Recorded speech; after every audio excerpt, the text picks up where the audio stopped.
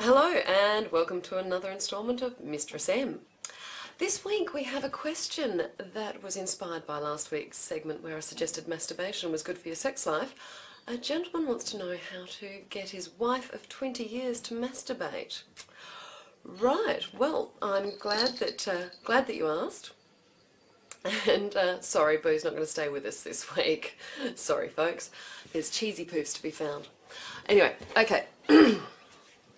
Alright, so to the gentleman that's asked about his wife, I think that's great that you're interested. I'm sorry it took you 20 years for me to get you interested in your wife's masturbation.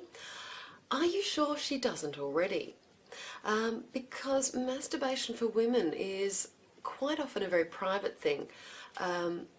Because in many ways women aren't exposed to their own sexuality as much as young men are. I mean, men get together and talk about their penises, they see each other's penises at the urinals, they probably hold on to each other's penises in boarding schools. In fact, I believe there's a game called Soggy Sayo here in Australia where the last man to wank onto the biscuit wins the prize. When it comes to women and masturbation, as I say, it can be a more private thing. It may be that she doesn't even actively think that she masturbates. It may be that she rubs against something or enjoys the feel of a silk dressing gown against her private parts, or for a lot of women they might direct the shower nozzle jet at themselves and not really consider it masturbation, just giving themselves pleasure. So perhaps if you can open a dialogue with her about things that give her pleasure and ways that she may have experimented with as a child or in her past. Most girls start to experiment by about 14. And as I say, yeah, they don't always talk with each other about it, so it can be very private. To get a woman to feel comfortable about touching herself down there, which can be frowned upon when we're growing up, and the scripts we get from people around us and the society, is that, you know, sex is something you do with your husband when you're married, and it's not something you do by yourself and on your own. And so you've got to get past all these social mores to get a woman to feel comfortable about it. So a lot of women who do masturbate do it very privately, and they'll actually set up quite romantic scenes for themselves. They might do it in the bath by putting on candles and scented oils in the water, or set up the bedroom in a nice way. So maybe you could start having a dialogue with your wife about that. See if there's ways you can make her feel comfortable to do this thing in private first, because if someone's feeling uncomfortable about doing it in their own company, it's going to take a while before they're going to feel comfortable doing it in yours.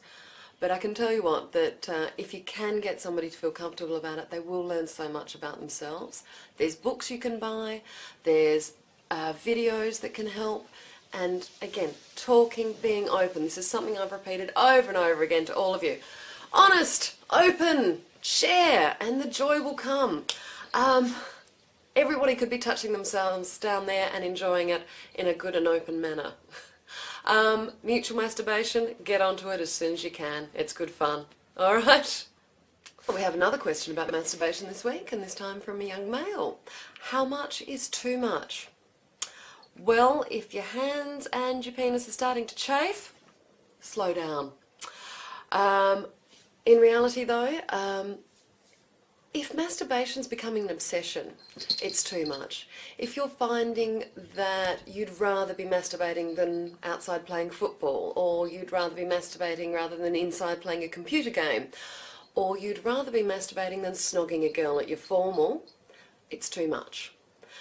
You need to be doing other things in your life besides having your hand on your dick. It really is something that is very healthy and fine for you to do and to enjoy. You won't go blind, you won't grow hair on your palms, but you need, like everything else in your life, moderation. Mix it up with everything else. And, you know, it's good, as I was saying before, to learn about your body and maybe actually learn about your body in other ways. For women, masturbation is something that can encompass the whole body. We have a lot more erogenous zones and a lot more subtlety with our masturbation sometimes. It's not hand on dick and go for it. So maybe you can find out about other erogenous zones of your body so that when you get together with a woman, it's not all about the cock, and when you're masturbating her, it's not all about the clit. You know, explore bodies, massage oil, textures, cloths, feathers, etc., etc. And this goes back to our other question about the woman as well. Again, it's not just straight onto the genitals. Get into everything else you can. Explore with vibrators, with dildos, anything you like. Be as inventive as you possibly can and learn that your body is not just one area of sexual pleasure. The whole thing is involved in the sexual act. And with women, definitely the brain is involved. So with the other gentleman, I forgot to mention, perhaps some erotic novels. You could buy her some novels to read and she might get some pleasure from that. And then you could maybe read them together or read them aloud to her. So look, have fun with exploring your bodies this week, people. That's your homework. Get your hands on yourself and on each other and get some massage oil involved. A brilliant lubricant from Germany is a silicone-based one called Pure. You can get it from Passion Fruit and any other good sex shop. It's just amazing. The texture of it's like silk and it doesn't go sticky and gooey and yuck like some of the other ones. Okay? Go and have fun. Thank you.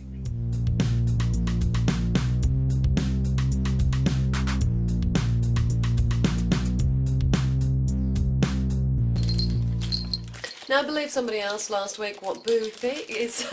Sorry, I believe you asked what Boo eats. Well, cheesy poofs. There we go. Would you like a cheesy poof, Boo? There we go. Yeah, fantastic diet for cats. Don't tell my vet. But she's happy, and that's important.